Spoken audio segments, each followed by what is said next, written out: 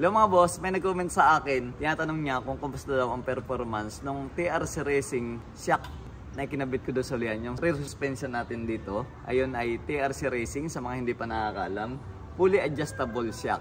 So, ayan, papakita ko sa inyo at ikukumpara ko din kung paano nga ba gumagana yung ating suspension. Kaya naandito yung ating race bike, ayan ang aking sniper at ito naman ang aking rider. So may dala tayo na example para mas madali nyong maunawaan kung paano mapadali ang pag-set up ng ating suspension. Kaya pala fully adjustable dahil tatlong adjustan niya. Ang adjustan niya ay yung preload, yung dito. Meron yan dito na deroscas. And then rebound, ayun yung adjustan sa ilalim. Dito yan. And then saka itong compression, yung laro niya.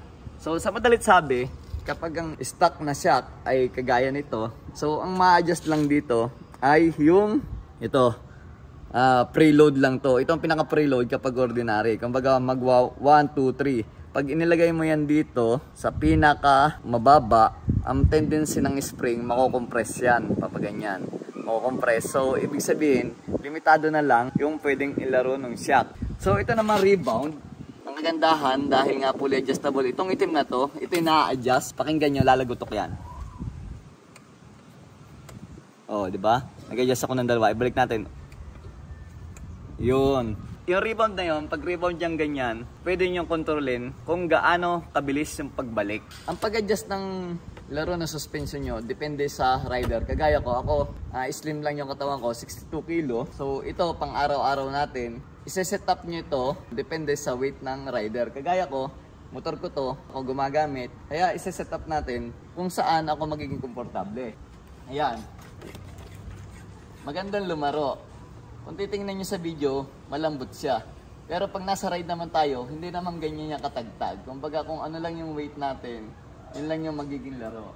So mabalik tayo dun sa rebound na sinasabi ko. Kapag nalubak ka, gumanon, ang purpose nito, ma-adjust mo yung pagbalik. Pag gumanon, dahan-dahan niya ibinabalik. Pwede mong i-adjust para hindi mag-dribble, mag-ganon. Tapos yung compression naman, ito adjustable din to. Pakinggan nyo. Yun. Ganon din. May lagitik din konti. Parang ka nag-a-adjust na relo. So ito naman, pwede nyong palambutan. Kung gusto nyo mas malambot, luluwagan nyo. Ngayon, kung gusto nyo higpitan, ang tendency naman nun, magiging matigas yung laro. Kasi, kaya ito na-adjust nyo, dahil may hustong ganito, ang laman ng loob nito ay langis. Yan, may langis yan dyan. So, pag pang araw-araw talaga, kagaya nito, nakaset up na to sa akin. Yung preload, hindi ko na siya ginalaw. Yung rebound, ginalaw ko. Gusto ko pag nalabak akong ganon, dahan-dahan lang siyang bumabalik. Itong compression, yung katamtaman lang na larong ganon. Ito ay ginagamit ko pang araw-araw. Pakita ko naman sa inyo kung gaano katigas yung ginagamit ko kapag sniper yung gamit ko. So itong sniper ko, pansin nyo naman, nakarehistro yan. Ayan. Kaya ko yung ginaganyan dahil pag nasa racetrack tayo. So ito nakarehistro, may mga signal light pa din. So gaano katigas, same lang na TRC ang gamit natin. Pakita ko sa inyo, babayin ko muna kung gaano katigas ito. At ipapaliwanag ko sa inyo kung bakit. Ayan o, persado na ako. Kahit umupo ako dito, halos walang play. Sa harapan, ganun din katigas. Ito kasi, ginagamit ko to sa karera lamang. Dahil nga, meron tayo na pan-daily use. Nung una, salang ko sa karera, ang lambot ng settings ko. So, sumimplang ako. Nakita ko si Masato, ay ko kay Masato Fernando, ang ating The Chairman Champion. Sabi ko, Masato, check mo nga kung anong problema ng motor ko. Sumimplang ako. Sabi niya, kahit siya na professional, pag sinakyan niya yung settings na yon ng motor ko, sisimplang din siya. Sabi niya, lugaw. Yung sinasabi ni Masato na lugaw, hindi na-label mong ganyan, mas malambot pa rito. Ibig sabihin, napakalambot, lugaw. So parang kaming ganun, malambot.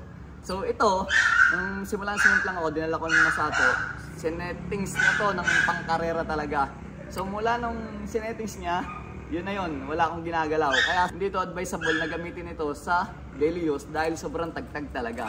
Paano niya napatigas to? Ang ginawa niya siguro dito, ito sabi niya, meron din yung dito na langis na ginagamit. So dinagdagan niya yon at saka yung spring pinatigas niya para matigas yung yung bayo niya. Kasi sa karera, yung una paniniwala ko dapat malambot yung shock. Mali pala. Dapat pala ang shock ng pangkarera ay halos kasing tigas ng bisikleta. Ganon. Dahil pagka nga nakatagilid kami, pag nakabangking kaming ganyan, like mga yung sayad tuhod na, yung ganyan. Pag yan nag-choppy, dapat matigas. Ganon din, steady rin.